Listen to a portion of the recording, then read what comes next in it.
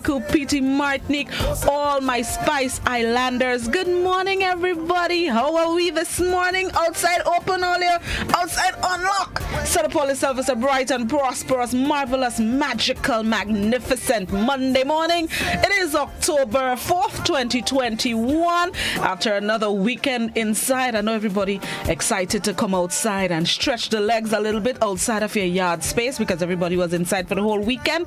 As you're stretching outside, remember to put on your mask and walk with your hand sanitizers. COVID-19 protocol still in full effect. Even though outside open, COVID-19 protocols in effect. Good morning to all my Grenadian people near and far. Whatever you're doing on this Monday morning, I hope it will be all that you hope and wish for. I wish you a positive Monday today. That's what I'm hoping for everybody. A positive Monday, a positive day. Good morning, good morning, good morning, all my Grenadians. 473 blood flowing through your veins. Bless up yourself. All right, gonna hail up all our people, whichever platform you're using this morning.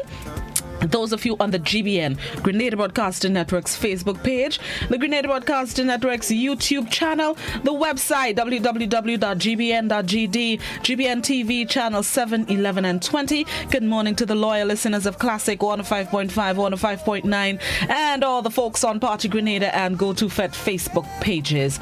The viewers and listeners across the Caribbean, whichever part of the region you are, a spicy Grenadian 473 morning to each and every one of you. And those of you tuning in internationally, good morning, good afternoon, good night. Hope you will have a good day, are having a good day, have had a good day. Bless up all your whole selves. I trust it was a restful and peaceful weekend, and we're ready to do Monday up and running. This is the first full week of October 2021. 4 days ago, we said farewell to the best month of the year, but you know, we're still welcoming October. The Librans, there are still Libras in this month, so I'll give all a little bly. Only not the best month, but I'll give all a little bly. I tell all I have no shame in my game. All right, let's see. What's the time? It is now 21 minutes on to 7 o'clock. Let's get into this morning's word of the day. Feeling good, yeah. Your expert.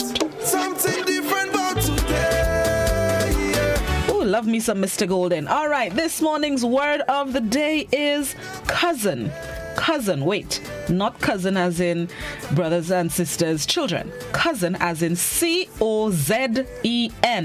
a verb which means to deceive, win over, or influence with pleasing words or actions, or by trickery.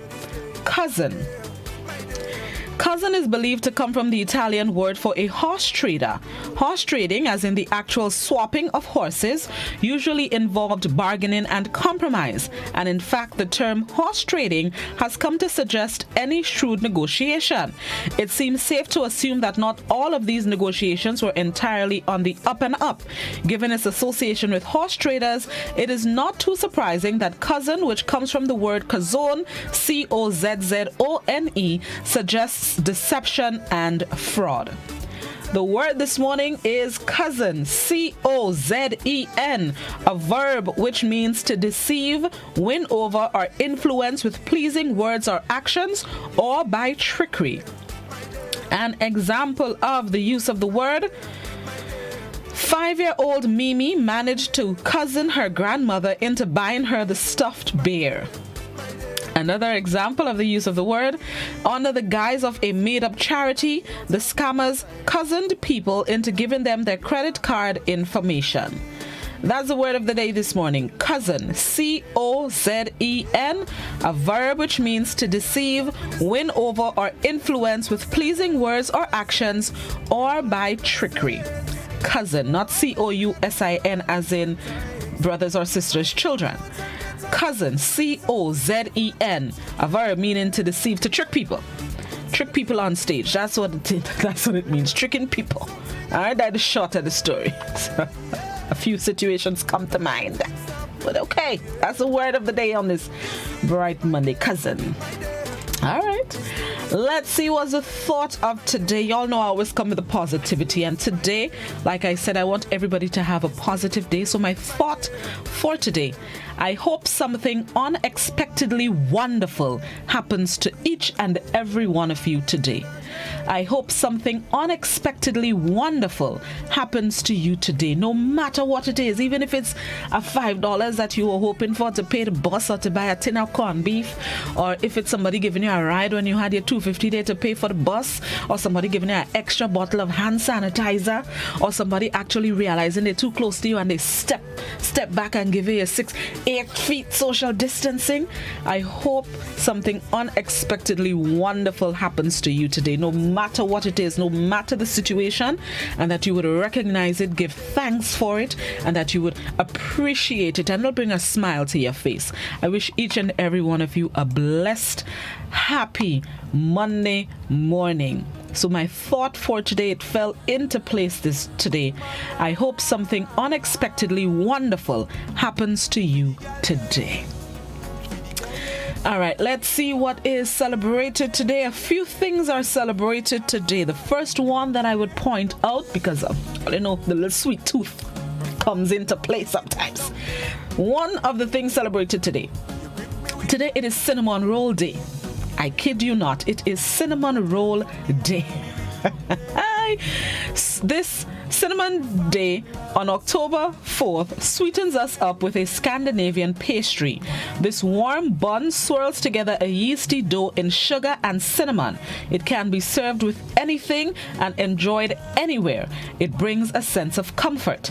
Despite all the sugar in the recipe, cinnamon comes with many benefits. Since it's loaded with antioxidants, it protects cells from the free radicals that may play a role in heart disease and cancer. It also helps inflammation, and cinnamon may lessen or help fight infections too. These properties are also benefits of antioxidants. It is Cinnamon Roll Day today, and you know what helping me realize, that I can indulge a little bit, that piece. That's why I read it tonight. Despite the sugar, cinnamon has benefits. So that's what I'm going with. The positives to my health where the cinnamon is concerned. The sugar is just a little piece on the side. We, kind of not think about it too much, but think about the positives. Think about it. That's to help us not feel too guilty about eating a nice sticky cinnamon roll. That everybody has a place where they know they're going and get the cinnamon roll that they like. Two places come to mind. I don't know which one I'll end up in today, but it's Cinnamon Roll Day. I can't just tell all the celebrate and not celebrate myself. So it's Cinnamon Roll Day today. Think of the benefits of the cinnamon consumption. Forget the sugar part. Is the cinnamon part. So set up all yourself. It's Cinnamon Roll Day today. Today it is also World Animal Day. This is for all the animal lovers, no matter your favorite kind of animal.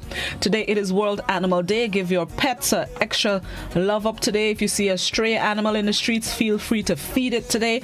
World Animal Day. It shows us about compassion, especially when it comes to animals, especially the stray animals around us. So it is World Animal Day. Give your pet an extra rub under the chin, a little scratch behind the ear, a little extra rub tummy, maybe a little extra food today on World Animal Day. Dogs, cats, rabbits, what else? Fish. What else do we have? I know people have lizards, some people have snakes. Whatever is your pet, set it up today and give it a little extra love on World Animal Day. Feed the strays. I'm going to say not around your home, but feed the pets today, the strays around your place today.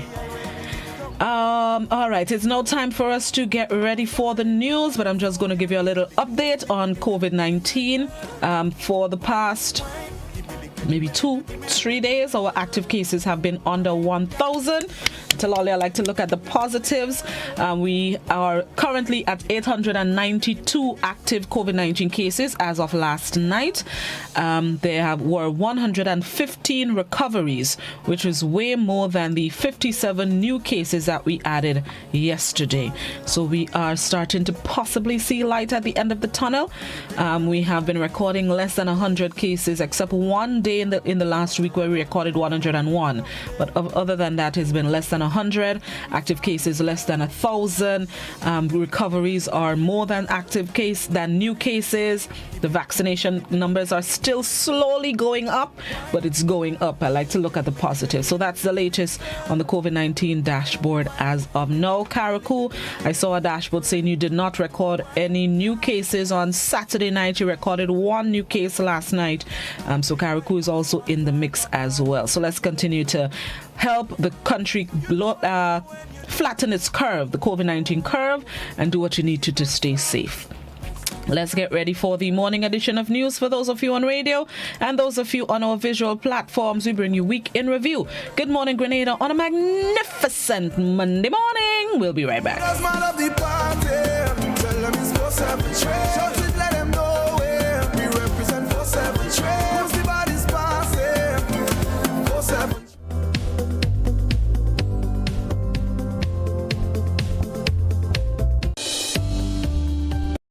Imagine having the home of your dreams. Imagine investing in that piece of property you can call your own. Imagine finally doing that home improvement project you've always been thinking about. It's time to stop imagining and start doing. Let the GUT Credit Union help you take the first step with fantastic rates, affordable repayments, and reduced legal fees. Make the move. Get better terms on your mortgage. Use your home equity to make those dreams a reality. Act now. There's really no place like home. GUT Credit Union. It's where you belong. Are you looking for quality herbs and herbal supplements? Or are you thinking about having a complete body cleanse to jumpstart your health? Then no need to look further. Visit Nirvana Natural Health Clinic, Detox Center, and Natural Health Store. We carry a wide range of herbal products for kidney and gallstone cleansing, male sexual enhancement formulas, asthma and sinusitis, gas and bloating, acid reflux, constipation, arthritis, imbalanced hormones, female health issues, liver cleansing, weight loss, and so much more. Also available, colonic irrigation, holistic health consultations, essential oils, and diffusers. Look out for our online natural health store coming soon. Call 231-6642 for 18-7115 or 449-7753 to find out about our delivery options or to book an appointment. Visit us at Belmont St. George's, close to the Foliage, Monday to Saturday, 9 a.m. to 6 p.m. Nirvana Natural Health Clinic. Detox your way to health. Consumers Guarantee Insurance advises the public of a temporary change to their office hours, effective September 28. The new hours are Mondays to Thursdays, 8 a.m. to 3 p.m., Fridays, 8 a.m. to 12:30 p.m. These office hours will continue until further notice. As we continue to cope with this pandemic, all are reminded to remain safe and follow all COVID-19 protocols. We thank you for your understanding and cooperation. The island has recorded its 6th road fatality. 43-year-old Daniel Matthew McIntosh of Mali St. Patrick died following a bike accident last weekend. The mishap occurred on Sunday at 10:28 p.m. on the Mali Public Road in St. Patrick. When contacted, police said they had received reports that a vehicle which was driven by an individual whose name was being withheld was reversing and made contact with Mr. McIntosh. He was taken to the Certis Medical Center. The biker was subsequently transferred to the General Hospital, where he succumbed to his injuries on Monday. One man was questioned in the connection with the incident. Police say the matter remains under investigation. Meanwhile, on Thursday, there was another unfortunate incident along the Old Wester Hall Road. Our news desk received reports that 2 persons were injured following an accident involving a bike. 2 persons were seen lying in the street with indications of acute trauma sustained during the accident. Eyewitnesses told GBN that paramedics were called and that both persons were transported to the General Hospital. Raymond Prime, a 49-year-old resident of Wester Hall, St. David, is charged with driving under the influence of alcohol. His vehicle was also impounded for investigation purposes in relation to the accident Thursday evening. Reports received are that a motorbike driven by a male individual with a female passenger and an SUV driven by Prime collided in the vicinity of Close Rock in St. David. According to a police report, the rider and passenger of the motorcycle are presently warded at the General Hospital and are in stable condition, while the driver of the SUV remains in police custody. Meanwhile, police have also confirmed a fatal accident that occurred just after 10 p.m. last Sunday that resulted in the death of 43-year-old Daniel Matthew McIntosh of Marley St. Patrick. According to confirmed reports, the vehicle, which was driven by an individual whose name has been withheld, was reversing and made contact with Mr. McIntosh. According to reports, he was rushed to the Sateras Medical Center and subsequently to the General Hospital, where he succumbed to his injuries on Monday. One man was questioned in connection with the accident.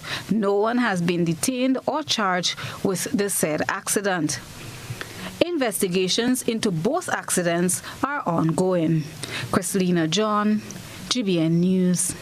In other news, the country learned the extent of job losses created by COVID-19 this past week.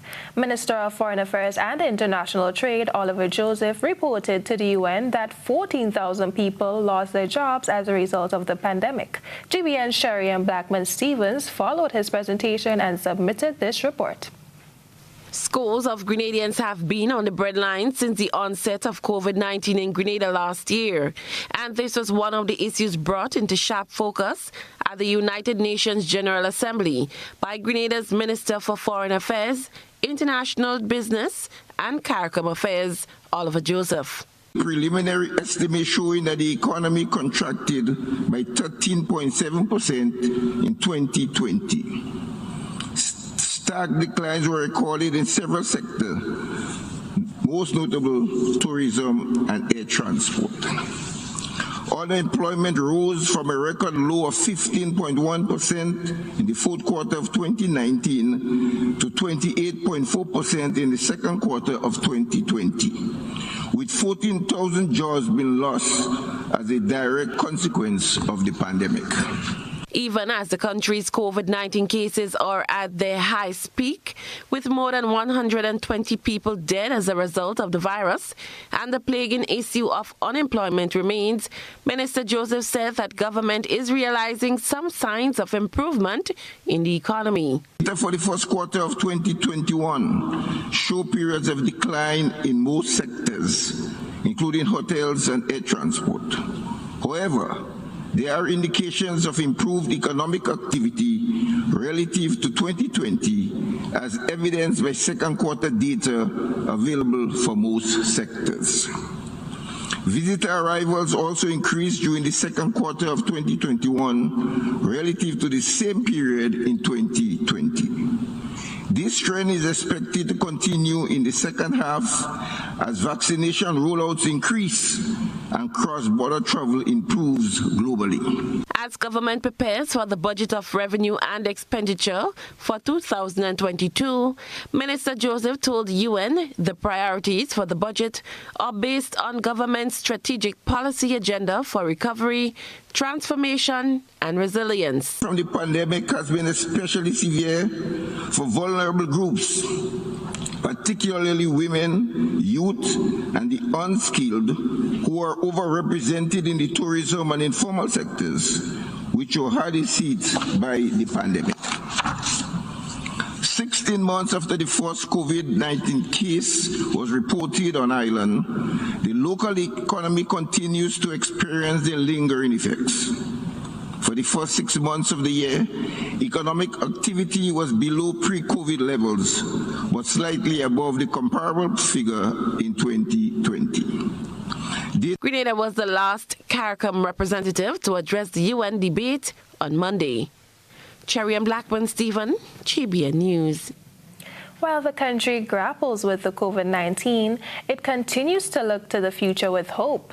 That was the prevailing sentiment as the Ministry of Finance hosted the annual budget consultation on Thursday evening. The pandemic's effect on the economy is one of the major considerations that will be taken into consideration while the budgetary package is being prepared. On Thursday evening, Grenadian financial planner Mr. Lancelot Garraway spoke with GBN's Odette Campbell about some of the fiscal strategies which should be pursued in 2022.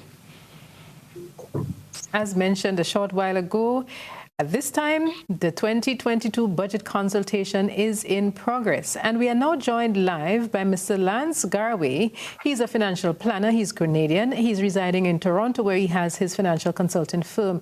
Mr. Garvey, good evening, and it's so nice of you to join us this evening. And good evening to you. Thanks for having me on. So, as we mentioned, the 2022 budget, there's a look ahead to that, and there is a consultation going on right now. And some people are wondering, in this kind of pandemic period, what kind of budget can we look ahead to in 2022? Obviously, the budget would have to recognize, firstly, the effects of COVID and its impact on the budget, while at the same time still laying the groundwork for long-term development. So I would think if I had a part in drafting that budget, I would put a lot of emphasis on making sure that small businesses, independent business people receive the cash flow that would help them tide through this COVID period. And that would be one of my main areas of the new budget. And some people are wondering, can this be a real budget, or should we be saying probably that we're going to produce a holding budget for a period of 6 months to see how things transpire? Well, a budget is a budget, and a budget always has short-term needs, short-term goals, and medium and long-term goals. So that part has not changed. But the emphasis, I think, would be greatly helpful to the economy if cash flow is improved for small businesses, cash flow improved for the agricultural sector, the fisheries, and so that would, as I said earlier, tide the economy over. And there has been in the last 20 years or so heavy emphasis on tourism, which has been maybe the main engine of growth. And there's been robust discussion here in the last year. You mentioned agriculture, which is spot on. People have been saying that agriculture has been neglected for too long and the emphasis needs to come back home, so to speak. Would you be placing emphasis on tourism in this budget if you were the Minister for Finance? At this stage, my answer would be no, because as you can see, what happened to tourism during the pandemic? We had no control over that sector in terms of the guests coming to Grenada. We have control over production and marketing of local agricultural products, production and marketing of fisheries. We have control over individual business people providing services within the COVID protocols. So that, to me, is the emphasis at this period. Certainly making plans for when we recover, when we get over the COVID season, or I shouldn't say season, but the COVID pandemic, that there are plans in place for future development, tourism, etc. Thank you so much, Mr. Garvey, for sharing with us this evening and taking the time out of your busy schedule. So the presentation is on as we speak, and then there'll be the budget presentation. I'm certain you'll come back and take a look at it and explore further how we're moving along. And in 2022, we see how that goes. Thank you so much again. We were speaking there with Mr. Lance Garvey. He is a Grenadian financial planner. He has his consultancy firm in Toronto, Canada. And we want to thank him again for joining us. This is Network News. We'll be back. A local economist is calling for a complete lockdown to further reduce COVID-19 cases. His call came as the country prepared for the 4th consecutive no-movement weekend. We get more in this report. Have locals become addicted to fast food? And if they have, is it a sustainable lifestyle? The question comes from economist Ambrose Phillip, who is advocating for a lockdown of the country to help lower the rate of COVID-19 infections. Appearing on GBN's To The Point program Thursday morning, Mr. Phillip questioned the focus on tourism as was seen in the last 4 months. The strategy of trying to save livelihoods, especially in the hotel and entertainment and tourist sector, has failed. It has failed. I don't know, haven't got onto the red list. I don't know when we're coming off. So let me concentrate on saving people's life. Eventually, we will get back to addressing the matter of livelihoods. Well, let us prioritize and focus on life at this point in time. You think I want to do? I have to eventually, but I ain't ready yet.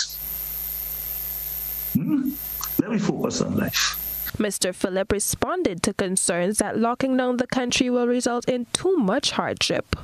I have never heard of anybody in Grenada suffering from starvation or malnutrition.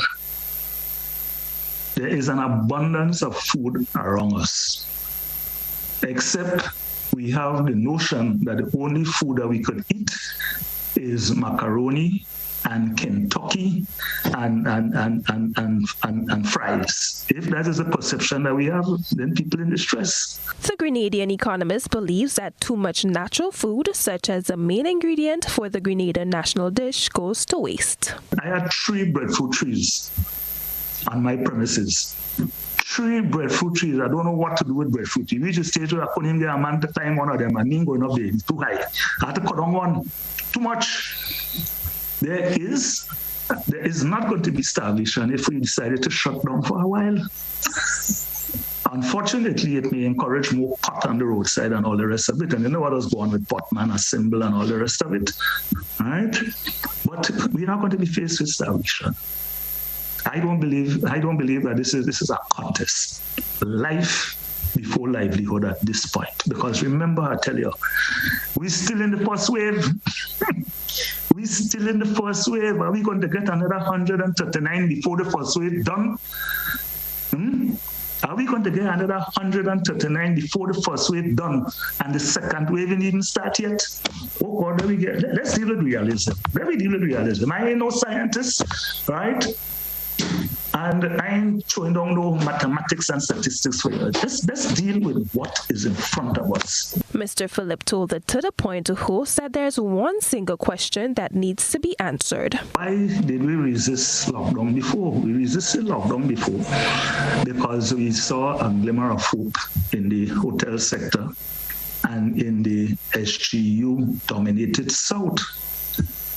And we catered for that. I don't want to use the word compromise, but we bend it to that. Look at the price.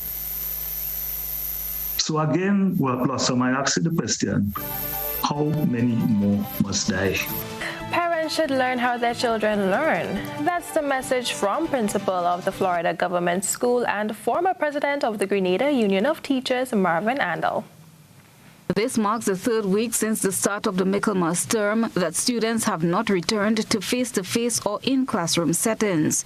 Principal of the Florida Government School and former president of the Grenada Union of Teachers, Marvin Andel, believes parents have a role to play in their children's learning process by being in the know.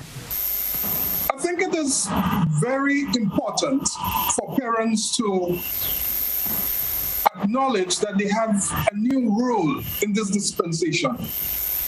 Now, first of all, it is my belief that all parents should take some time out to learn how children learn and understanding how the brain works, because the organ of learning is the brain. And now that parents are going to be more directly involved in the students' learning, it is important that, first of all, that they understand how students learn. He said parents should take it upon themselves to create a conducive environment in the home for online learning. However, this, he admits, is a challenge. So, the conduct of persons in the household while online classes are going is a concern. Sometimes cameras are on, people walking about in the house barely clothed, speaking as normal. Even in their regular conversations, there are obscenities being used, harsh language, and that's coming through virtual classes. So parents have to recognize that the home has become the classroom. So what is said is heard in the classroom, and we do not accept obscenities. And so in the classroom, we do not accept nakedness in the classroom. So we should not bring it there through the virtual environment. The principal shared some tips for parents who are not always at home during class time to ensure that children attend classes. Andal also recommends that parents keep in constant contact with teachers. It is possible to have a responsible adult supervise the engagement in online classes that can help. Some teachers recognize that students might be on, but the device is on, but they're not there. So teachers are asking students to put on their cameras so that they can see and ensure that they're engaged. In some instances, asking a student to put on the camera based on the living condition may cause some discomfort or embarrassment. They might want people to see how the house looks or does not look. And in such instances, to avoid that, we can use virtual backgrounds so that the inside of the house is not seen. Students, he added, are also impacted negatively by the pandemic, and so the mental health must be given consideration. Chrislina John, GBN News.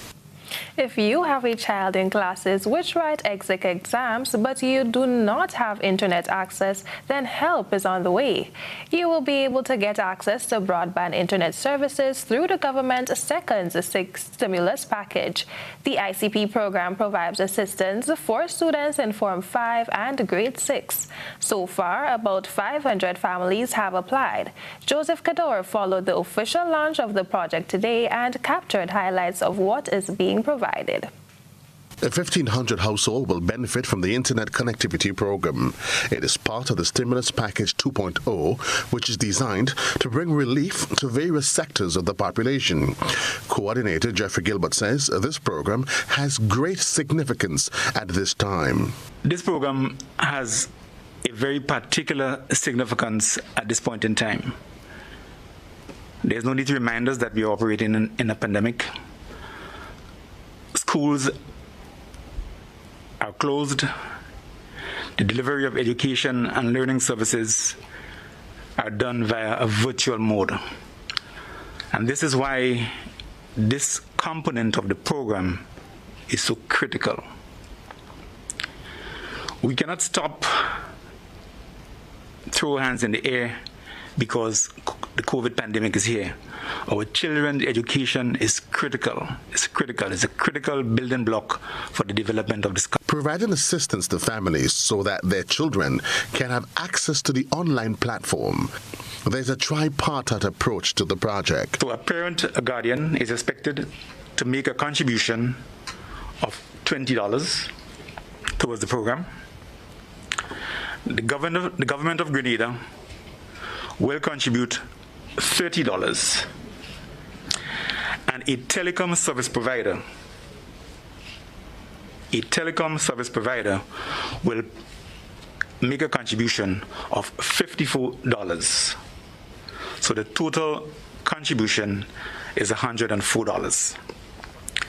Mr. Gilbert says the pandemic has affected our everyday living, but this is not a time for reckless abandonment. So again, I just want to stress how critically important this segment is. The education of our children is a critical pillar in our development. While the pandemic rages, the more students can be positively engaged in training and development, we would certainly see some positive fruits down the road. Students must have a great attendance record, and this will be verified by data captured through the schools, which are then submitted to the Ministry of Education. He says there will be limits, and students will not be able to roam the entire internet because of the level of bandwidth being provided through the Internet Connectivity Program. Joseph Kador, GBN News.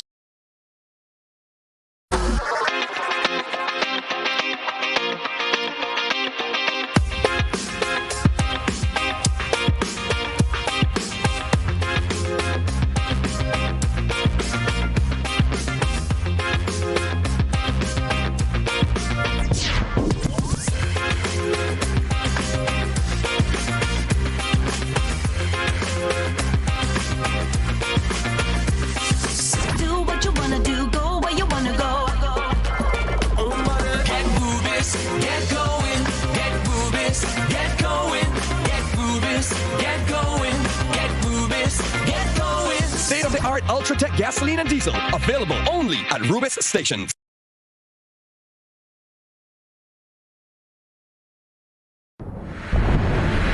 Feed babies well after an emergency or disaster. Infants 6 months and older need clean, safe, complementary foods along with breast milk to meet their nutrient needs. Continue to breastfeed while gradually introducing foods one at a time from various food groups. A message from the Grenada Food and Nutrition Council in collaboration with the Ministry of Health with support from the Pan American Health Organization.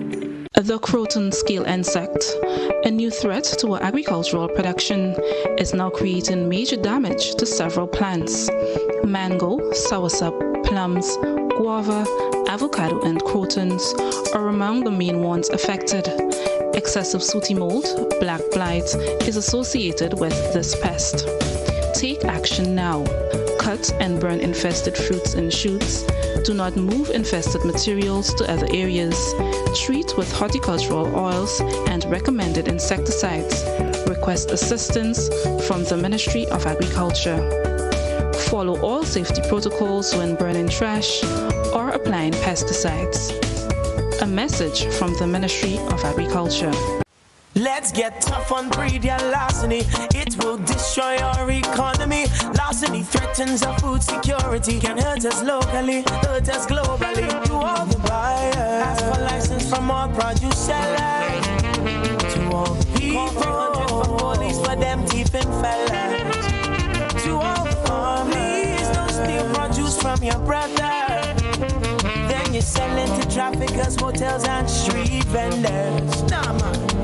Let's do all we can to stop breeder larceny.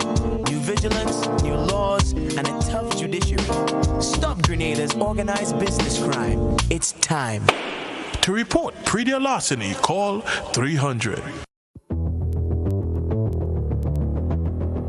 Introducing Color by Sissons. Color by Sissons.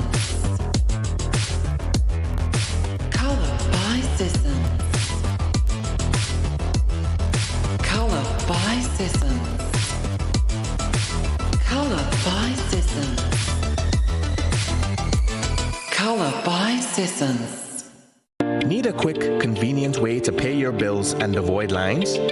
Use the online banking feature from Republic Bank, First Caribbean, or Co-op Bank. Contact them today to set up your online banking and enjoy 24-hour convenience to make your bill payments. Stay safe. Grenlec, we are united even when we are apart. This is a message from the Ministry of Health. If you or a family member suspect that you may have contracted COVID-19 and are displaying symptoms, please immediately self-isolate at home. This means that you must also avoid all contact with other members of your household. Do not visit hospitals or health centers, as this creates the potential for further spread of the virus, and it puts additional persons at risk when you come into contact with them. Your best course of action is to call the COVID-19 hotline at 458-4787 or 538-4787, or contact your nearest health center or medical station. Once your information has been received, health officials will come to you. Help prevent the spread of COVID-19. This has been a message from the Ministry of Health. One day I was out playing with my friend Kevin and he was really moody. I asked him what was the matter. Someone in his family had been doing mean things to him. He said he had to keep it a secret. Good secrets are cool things like a surprise party or a gift for a special occasion. A bad secret is when someone hurts or harms you and tells you not to tell anyone. Sometimes they might give you little things to make sure you don't tell. That's another bad secret to keep. Because as a child, when someone hurts you, you can feel really alone and afraid. And the best people to help you are the ones you love and really, really trust. I asked him if there was any adult that he trusted. So we worked up a little plan for Kevin to talk to one of them. A while after that, I could see my friend was doing much better. Now we tell all our pals about good secrets and bad secrets so that we can all feel brave, safe, and strong. Break the silence. Child abuse is one secret you should never keep.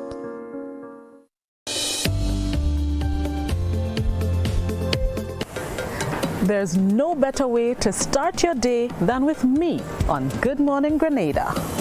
Covering everything you need to start your mornings off right. 6:35 a.m. on weekdays on all GBN platforms. Good Morning Grenada, adding a little blossom to your mornings. GBN Television News at 7, a pulse on all things Grenadian. Look out for our new features through expanded synergies with our media partners in Barbados, St. Lucia, Jamaica, Trinidad, and beyond. Capturing the latest in news, sports, weather, and entertainment. Credible, informative. Thank you for making us number one. News at 7, live, Monday to Friday on GBN Television, Channel 7 and 11. K105.5 and 105.9, Hot 98.5 and 98.7, GBN Television Facebook page and YouTube channel, and www.gbn.gd. GBN, with you anywhere and everywhere. It is important to know what your road signs and markings means. The zigzag lines means you should not park in the marked area. Parking is allowed inside the solid white lines on the edge of the road. Remember, look out for pedestrians. Pedestrians, be sure the vehicle comes to a complete stop before crossing. These tips can save your life. These tips can make our roads safer for all users.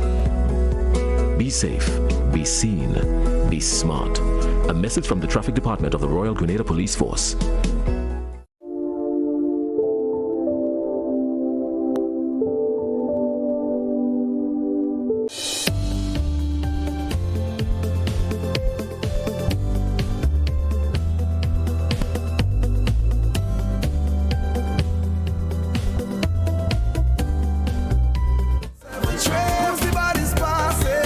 Back to Good Morning Grenada. It is 19 minutes after 7 o'clock. Those of you just joining us, happy to have you. And those of you who stuck with us, thank you for your patience. This morning I have joining me virtually is the farmer and fisherfolk representative in the Senate, the Honorable Roderick St. Clair, and he's here to share with us that nutmeg farmers, they're back to making a little bit of change in these COVIDious times. Good morning, Senator St. Clair. Thank you for joining us, sir. Morning, Blossom. Morning to all our farmers, fishers, and everyone in Grenada and the listening world, I would say. Morning to everybody. Happy to have you. So it's good news for nutmeg farmers this morning. They're selling/buying nutmeg for as of this morning, but COVID-19 protocols in full effect, yes?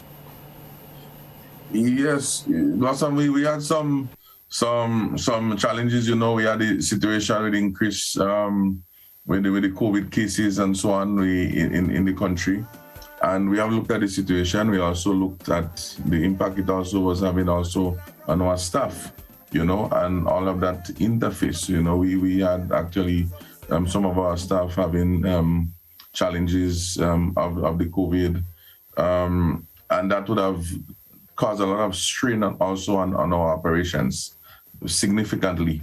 And of course, we have cases where we know our farmers ourselves have those challenges of this COVID cases, and such that, and even in the households, you'd have challenges. And so, they want to make a daily bread, they will try to come out, despite, and you don't have control over that because you're not too sure what is going on in each household. There's not a tag saying farmer A, farmer B, farmer C, despite you will speak about whether or not they have symptoms, etc.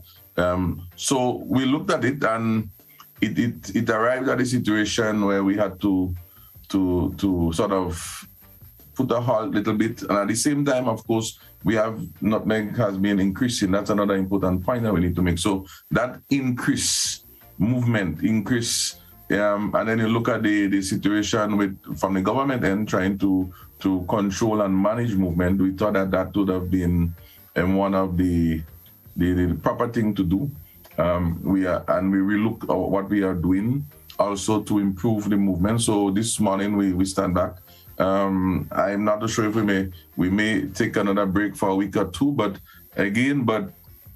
and also the sequence also gives a time just in case you might able to be infected. By any chance you have that window of a week or 2 weeks to sort of isolate and recuperate. So today we start back. We are going to use the alphabetical system of the last name on the book. This has worked before. It can work. We have the numbers in terms of the sort of numbers of farmers within a different range of alphabet. It's a matter of self-discipline. And I understand it's a frustration that the government itself is also expressing in terms of people managing and taking self-control and personal responsibility for the social distancing, following all the protocols, the sanitation, if you have symptoms and so on, you're in contact, to isolate. So this is no different. And in fact, I've heard, and it's very important to say this, that there are farmers who have expressively said to others, and I got reports up to last night, that I don't bother with them, come in and sell, I don't care, whether it's my letter is now a letter at come in and sell. With this sort of attitude, it is very sad frustration that the government is facing. And so the farmers have to understand that it is your business. It is only you to destroy it by doing those sort of things and creating more problems for the whole system. We are in a state of emergency. We have to understand all of those things. We are operating within those framework, and we are, as a business, we have to follow all of those rules. And so if we have cases where those become a problem, then you would understand the reaction of the government and those in authority, because we are not following the protocols within which we're supposed to operate. And so this is a special plea, and I'm really glad that you messaged me to have this opportunity on this matter, because it's a special plea. And so, for example, today, I know folks might be asking, we have persons between A to, I can't remember the exact of my head. I sent that for you a while ago. So persons between letters A to D would be able to sell in Hermitage, Marley, Grenville, Victoria, that's the Union Station, both Union and Victoria, and of course, and then we also have tomorrow, Tuesday, we have E to J, and it will be in those same stations. And of course, on Wednesday, K to P, and on Thursday, Q to Z. And of course, on Wednesday, also at the head office, A to Z would be able to sell down at the head office. And of course, in Tebaid on Thursday, A to Z, because those are sort of smaller locations. What is also important, Blossom, is in terms of the time, we also have to recognize that we are asking farmers to be in the line by 2 o'clock. It doesn't mean that we stopping by. Some persons say, well, they say 2 o'clock, they're stopping by and so on, so I'm going to come and make trouble. No, we say that be in the line, because we have to appreciate the process. There will be persons who might be there before you.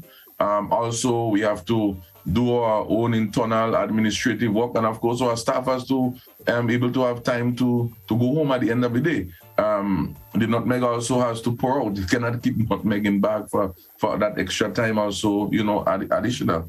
So all of these things have to take place within that time, and the workers have to still find their way home. I have workers, for example, who would leave Guam and come to town to work, and right now, by 2:33, they have to leave such that they could get bus to go home adequately. And we have to understand the context. So we have to appreciate that other side. It's not only about one side, it's about the other side also. And so this is a special plea to everyone.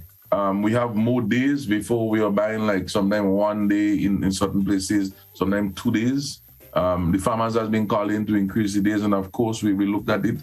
And of course, this should give us a lot of more space, a lot of more less pressure on the staff, less pressure on the whole system, and all we're asking for is cooperation. Now, that is all, and of course, I would expect the farmers themselves to assist in maintaining and urging others to operate in that manner. So that is generally the message we want to say.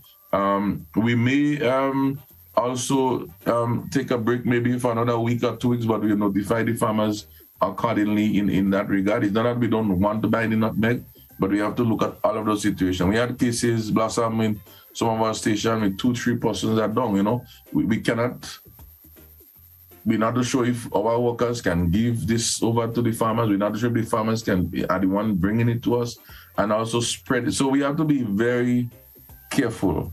I mean, I've seen the challenges on both sides, and as a manager of the operations, it gets very tricky. We'll see even in the other part of businesses, you'll see some of those banks, for example. You know, there's one bank I know in Guavs has been closed for maybe close to a month.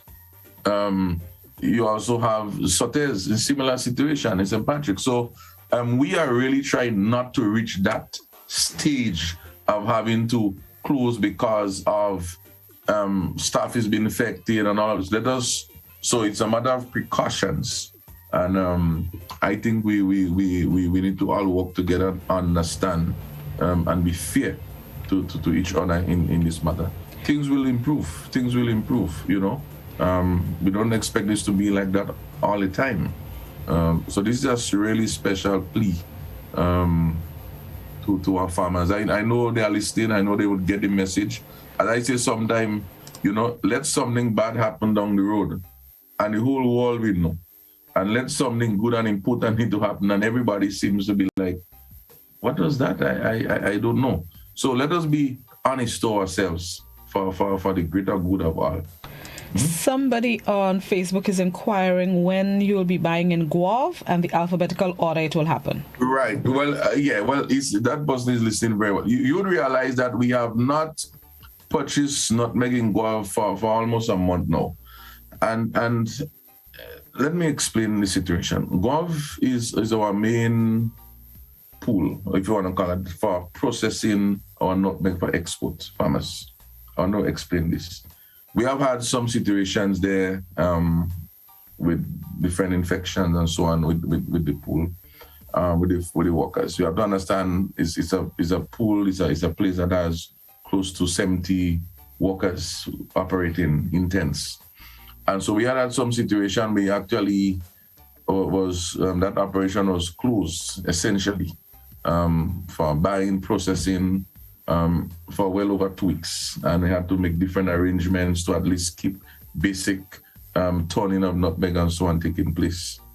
When we look at it strategically, we believe that, and then that also would have affected us economically also, because during that period of time, I literally cannot be processing, exporting, and so on. I need to also have generation of money. So that is also another issue that affects everybody. But more so, we believe that having that pool open back for buying in the now is not in the best interest of everybody, because the workers, one, has to stay focused and trying to catch back up with others that we are behind with. So that is one aspect, because you may say, well, get more workers. You really don't want all this crowding in. This is the challenge. And so we want to stay focused on that, but that's one angle. But more so, we want to also reduce that amount of persons that are going to be interfacing with that whole workforce and increasing the possible risk of having to shut down that operation, which is basically your income stream. Because when that operation shuts down, you're basically grind to a halt in terms of revenue. So you'll be continue buying nutmeg, maybe in Grenville, in Sotes, etc. But you need to have cash flow coming in. That's how our business operate. So farmer, that is the fund. So it's not a permanent arrangement, but it's in the best interest to safeguard your area. It's like you expose your base to the whole public. You don't do that.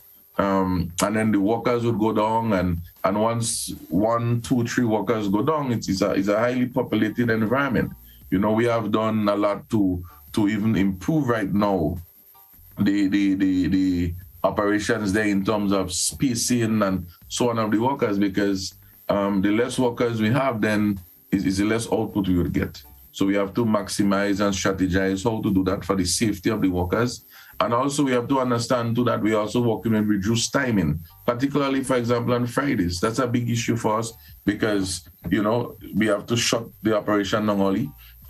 For example, on Saturdays, we normally also would work depending on how we need to speed up the operations. Now we don't have that. So all of these are also putting us, so we cannot in any way be jeopardizing and creating a congestion. Because once you start buying, you start moving bags, you start moving personnel, moving in and out, despite you have the other workers doing what they're doing. And so you're just creating opportunities for more transfer and cost. So that is the rational farmers. It's not that we really want to do that. And so we know some persons might be filtering over into Grenville. We know that some might be going over to Victoria.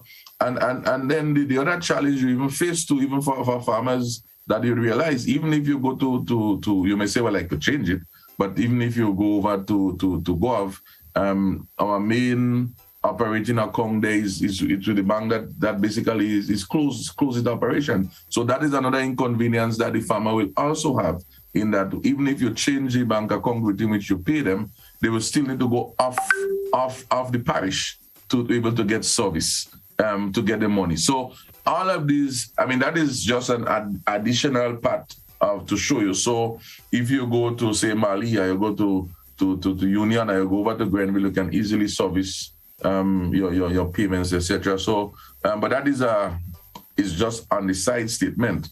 But that is the main rationale about GOAP. So we don't intend to close it down permanently for purchases, but as it stands right now, it is in the best interest for everyone. It's a very difficult for me.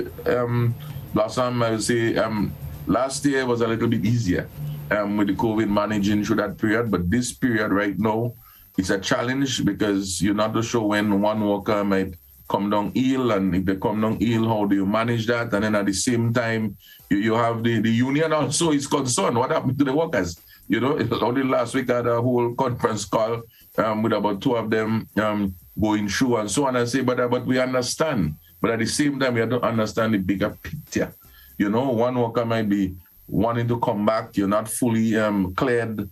You're not with a negative test and so on. It may sound good to push the button, but at the same time, you will jeopardize the whole company and jeopardize the farmers and so on for selfish and injustice. So sometimes in life is not always what it may appear to be in a straitjacket. And so I really appreciate this opportunity for communicating and even the callers inquiring. Those are the type of things sometimes you don't go out and have a big explanation, but it's a lot of I would say it's the most challenging time for me because the decisions have to be now. You have to be realistic. You have to be safe. A lot of consultation within our staffing in making those decisions also, because they are on the ground knowing what will work and what wouldn't work.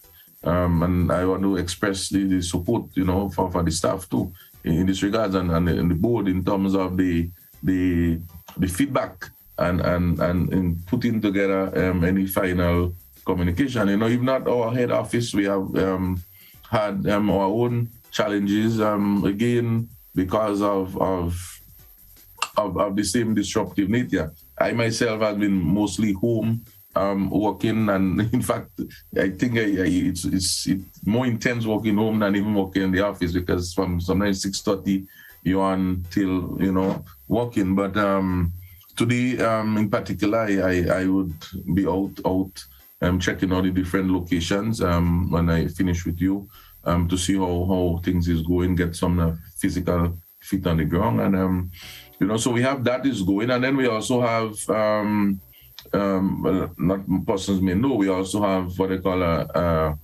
processing plant in St. George's where we would take the whole nutmeg and it would crack them. So some persons may want them in pieces, right? So that's another part of the operation. And that also, we have orders and so on to be working on in that regards. In achieving that again, it's not a plant that is open every day, say like you have a full staff there. They specialize guys who knows how to operate the different machines would come in and do that, and that is another challenge because they have to take the bus to come down to town, and so we have to ensure that they follow those protocols because you don't really want any of them to really go down. You know, it's a conversation we have almost on a daily basis. Even the machines, you know, a few weeks ago we were operating in Simcoe and the machine had a challenge and we had to get it fixed Friday evening. You know, and of course we had good cooperation from the police in terms of getting our service persons to get there and able to sort it out the Saturday. You know, that was a significant, achievement because, you know, if we didn't get that cooperation from the police, but also even from the servicemen to leave their families and come out, you know, on that day. And our workers to come out and get that up and running. So Monday morning, all the workers could come back. You know, these are things, you know, put an advertisement, but these are things that happen in the back end, you know, and so we know that we are doing things crazily. I don't want us to, you know, only last week again, I wonder if we share this, we had a situation after that significant power outage they had, I think sometime over last weekend, the whole power to our plant was down, and you have to get Grenada, get our service persons in and out. You know, operation was shut down for several hours. It's not COVID per se, but when those things happen, it in this environment, it disrupts a lot of things. So has the pandemic affected the price of nutmeg, whether locally, internationally? Well, what I will say is that what we are seeing is that, and I raised that when we had the budget consultation, what we are seeing is that there is increased request inquiries. I wouldn't say like the price is increasing now, and in two angles I would say that because there is increased request, because what you find happening is that all challenges with, and I think this morning I was even looking at that, with freight throughout the world. You have to understand that a lot of our nutmeg coming out of, not our nutmeg, but the world nutmeg also comes out of Asia, Indonesia, and so on. And those areas are under serious COVID challenges. And you also have issues with container shortage. So all of those are disrupting the supply chain. And then you have in the western side, some of the businesses trying to open back up. So you would see those sort of requests coming in a constant basis. Of course, someone will say, well, the demand would equal increasing prices. At the same time, we have to understand how these things work. Both cocoa and nutmeg, coffee, and those commodities, those we operate in futures. So, for example, what we are selling today now are contracts and arrangements that would have been made months ago, right? So what we see now is what is going to happen into next year. So you need to sort of analyze and understand what the future going to look like next year. Do you go? Do you don't go? Do you? So all of those things do you have contracts that you need to finish still? Those are tactical decisions that you make, and at the same time, particularly in the case of nutmeg, cocoa, these commodities, it's not like a car, a boat you would go and build per se. You have to wait on the cycles of production. And that is why we've been urging and trying to work along with the Minister of Agriculture in how do we get fields, abandoned fields. There are farmers who might be landowners, they are away, they know that there are lands which are sitting there that maybe someone can rent, some facilitation. I know the government also is working on this land bank program. How do we use plantations that already exist and resuscitate them so that we can get increase in production rather than going and plant new plants and having to wait 5 and 6 years. We're not saying that is not important because we have a program working on that. But if we can get those, and so we have an officer right now doing some work with us, and of course, if farmers listening in, if you know lands, we also have some listing already, but the more is the merrier, that we can approach these individuals could have those lands maybe listed out to other credible persons so that we can able to have those nutmeg in the next year. Because despite having demands, not being able to supply is also a market failure and lost opportunities for us. So that is why we've been calling on the government. And as you said, they're calling on the government to assist us in that way so that the farmers can resuscitate particularly those abandoned fields so that we could be able to get ready nutmeg in the next year. Because you don't want to at the same time do a projection, go into contracts that you cannot fulfill because you feel, oh, the price looks right, and you're going to over extend yourself. We know the weather has also been very good for us in terms of production. It's not too dry. Of course, you don't want too much of rain. I think we are almost out of the hurricane season. We are on the edge of it, which is also another blessing that I think we have this year. So it's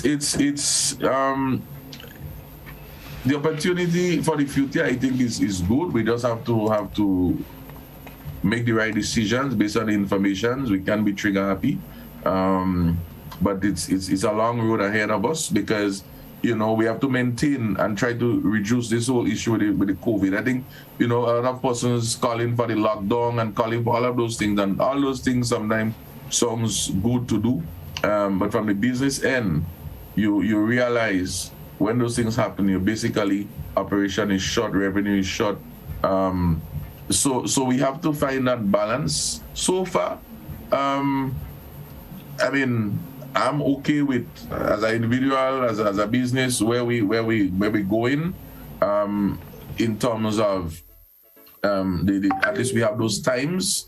I would really like to have Saturday. That's a personal thing because it gives us, despite all the different other views, it gives us that extra push, particularly based on the processing aspect of the nutmeg. We also in Grenville doing some backstopping there to augment the situation too. So there's other little internal tactics that we have to use because we just have to be smart because any of the stations as any other businesses could have this losing a few days because of some situation with a spike. And we ask our workers to really be safe, try and stay away from compromising situations, report.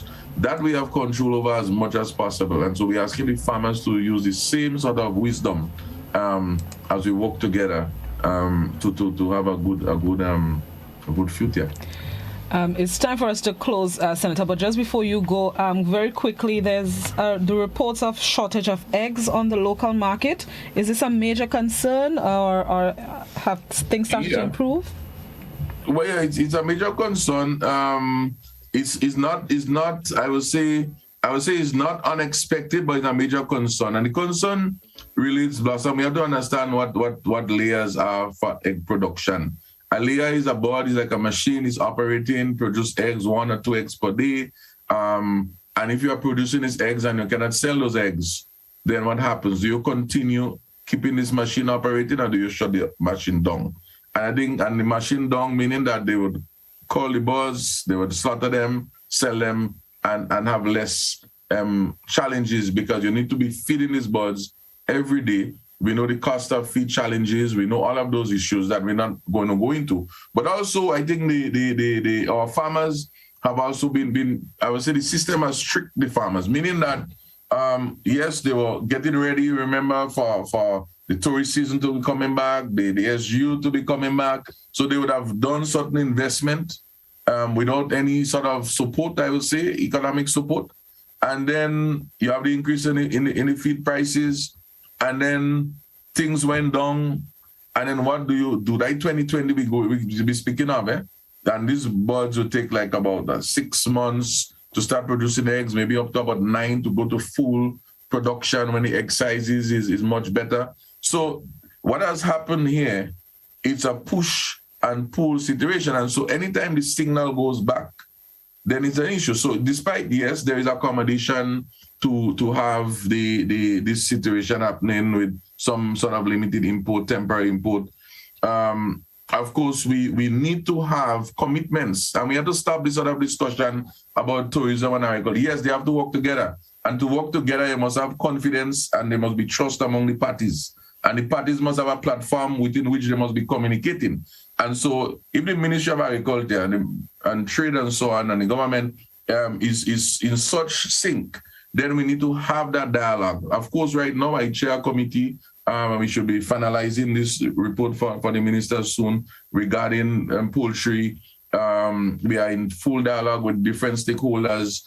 And so that should lay a framework for moving forward. But this doesn't negate the fact that the buyers and sellers need to sit down and say, this is what we have, this is what you want, and give the farmers what I would call a fair chance, not just buying, well, I have these 2 persons that buy farm and 3 persons. And so the lack of data leads to this sort of problem. And so when the government now would find its hand tied and say, well, you know, if they don't get eggs, they have to close down. How do you tell a tourist that? But let's look at what the root cause is. Have we collected data collectively?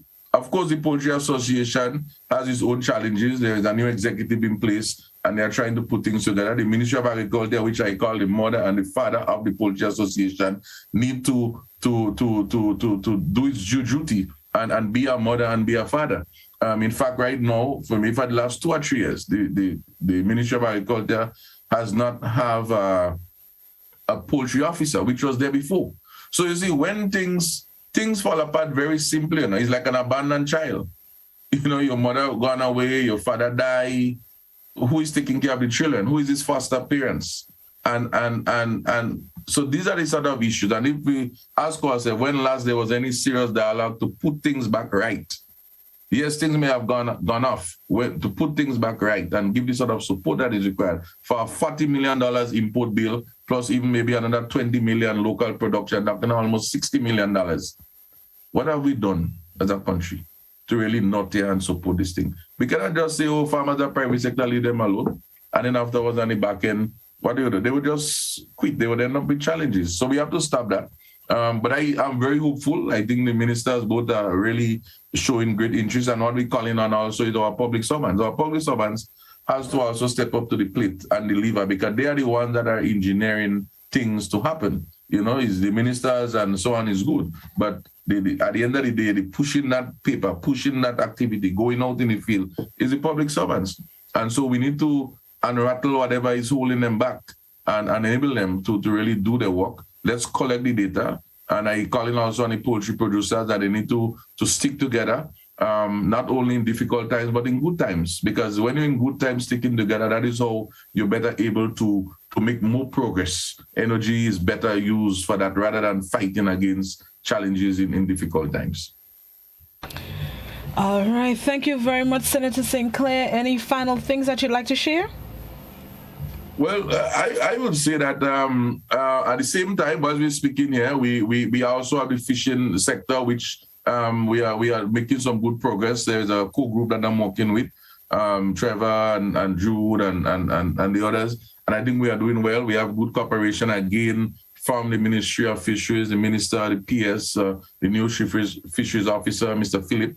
And I know they had a meeting only last week and looking at finalizing some small plans, you know. We also have some discussion pending with our dear lady over at the school feeding program to look and see how we can strategize to produce and supply more local chicken, fish, cornfish, sea moss and so on within that whole food school feeding program system. So there's a lot of good people outside there, Blossom, they're wanting to do good things. What we have to do is to support them. And I am there to help facilitate all of those. And as we do this, we will help to build those groups and build those organizations and make them stronger. It don't just happen overnight and just form a group and say it's on paper. They have to be functioning and showing that they're happening.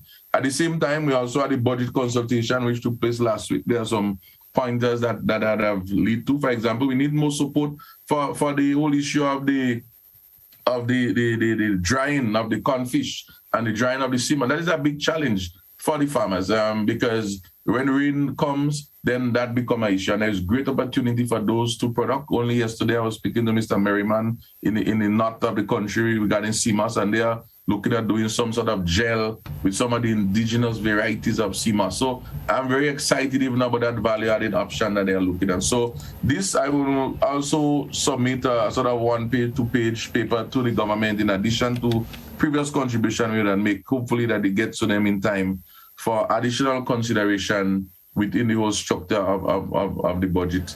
And of course, we say we'll see next week, Monday, right? Yes. All right. And because I'm just about one year since I would have been sitting in this position as the senator for the farmers and fishers, and I really want to thank them for the support, the collaboration at all levels as we work together to improve their life and to improve the country's situation. Thank you. Okay.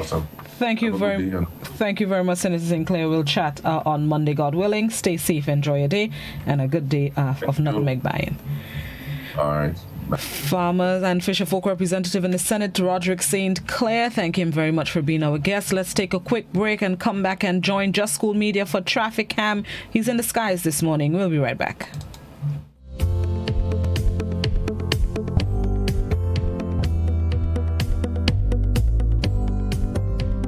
Are you looking for quality herbs and herbal supplements, or are you thinking about having a complete body cleanse to jumpstart your health? Then no need to look further. Visit Nirvana Natural Health Clinic, Detox Center, and Natural Health Store. We carry a wide range of herbal products for kidney and gallstone cleansing, male sexual enhancement formulas, asthma and sinusitis, gas and bloating, acid reflux, constipation, arthritis, imbalanced hormones, female health issues, liver cleansing, weight loss, and so much more. Also available, colonic irrigation, holistic health consultations, essential oils, and diffusers. Look out for our online natural health store coming soon. Call 231-6642 for 18-7115 or 449-7753 to find out about our delivery options or to book an appointment. Visit us at Belmont St. George's, close to the Fallage, Monday to Saturday, 9 a.m. to 6 p.m. Nirvana Natural Health Clinic. Detox your way to health.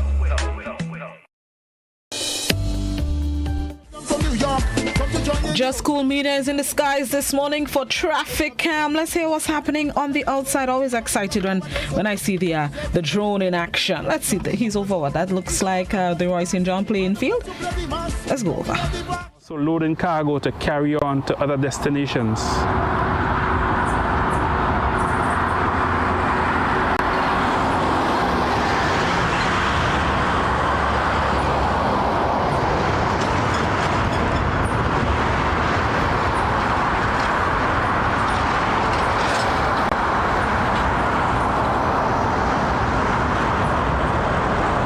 Seen a smooth flow of traffic this morning heading into St. George's via the Port Highway, and we're looking at the Buns Points roundabout just outside the Grenada Post Office.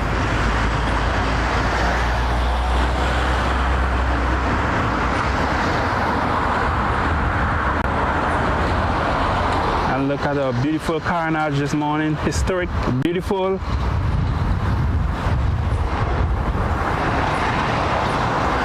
So good morning to all the viewers of GBN TV. Welcome to Monday, the first Monday in the month of October. And we are in the air this morning. We are just overlooking the St. George's Port. We are overlooking the beautiful St. George's Port. And we're seeing there's a smooth flow of traffic heading south and also heading into the city. And as we overlook the beautiful carnage, what beauty and splendor of our lovely island, our island in the sun.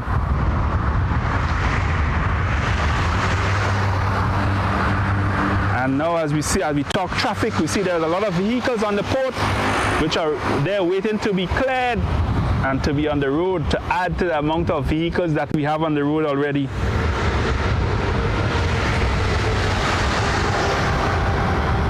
And you see the beautiful colors of the containers as the cargo ship offload cargo and load cargo to carry on. And now we have a beautiful view of the Port Louis Marina. That's for the docking of traffic on the sea. the yachts, also a form of transportation. Now we're overlooking the Grenada Boys Secondary School, and we will take a look at traffic.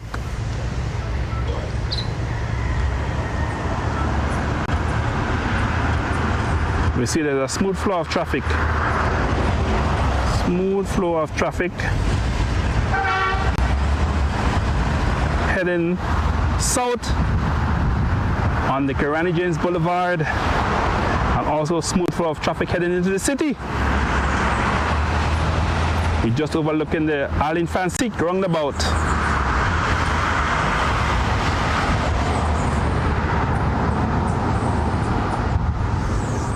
We also see a smooth flow of traffic coming down Paddock. Those vehicles coming from Springs, Woodlands, a smooth flow of traffic.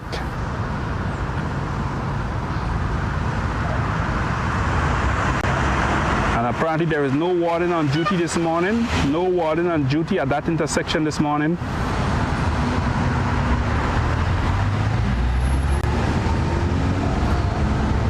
Now we are having a look at the Tantini roundabout, just outside the Sir Eric Matthew Geary Botanical Garden, home of the Ministerial Complex.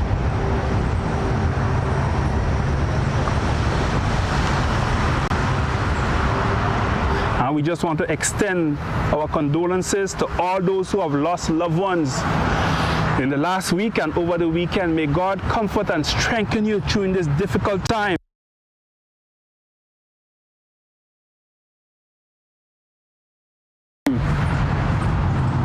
As we bring you this morning, Lotus Lane, and not as much traffic going up Lotus Lane. And just reminding you that at Just School we do live streaming and video recording of funeral services all over Grenada. Thank you very much to Just Cool Media. Every Monday and Wednesday, 7:45 a.m. we give you an idea for the traffic's like out there. Always happy when I can see the drone shots. Grenada is just so pretty full, isn't it? Yes, you have to combine the words sometimes when the thing extreme. So thank you once again, Just Cool Media. Junior Checkley, thank you very, very, very much. And at this point, we're going to end the televised portion of Good Morning Grenada. Thank you very much for tuning in. We're going to join the BBC for its 8 a.m. newscast in just about a minute or so. So stay tuned right here to Classic 105 and GBN TV. Continue to have yourselves a safe and productive day. COVID-19 protocols in full effect. Users of public transportation, please, please be safe. Have a good day, everybody.